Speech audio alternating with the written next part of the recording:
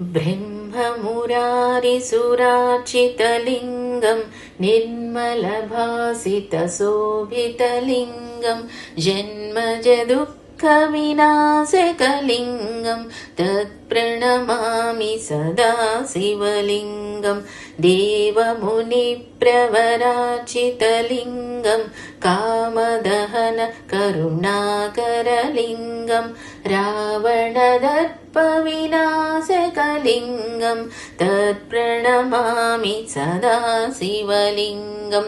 सर्वसुगन्धसुलेपितलिङ्गं बुद्धिविवर्धनकारणलिङ्गं सिद्धसुरासुरवन्दितलिङ्गं तत्प्रणमामि सदा शिवलिङ्गं कनकमहामणिभूषितलिङ्गं फणिपतिवेष्टितशोभितलिङ्गं दक्षसुयज्ञविनाशनलिङ्गं तत्प्रणमामि सदा शिवलिङ्गं कुङ्कुमचन्दनलेपितलिङ्गं पङ्कजहारसुशोभितलिङ्गं सञ्चितपापविनाशनलिङ्गं तत्प्रणमामि सदा शिवलिङ्गं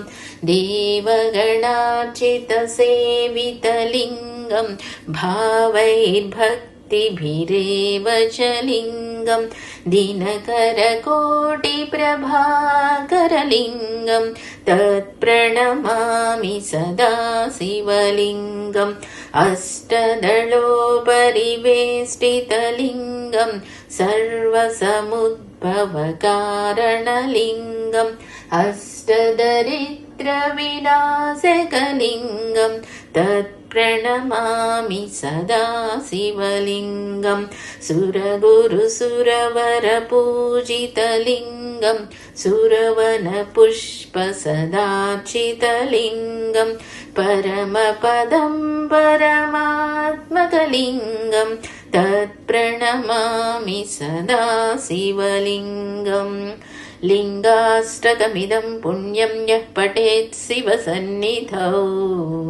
शिवलोकमवाप्नोति शिवेन सह मोदते।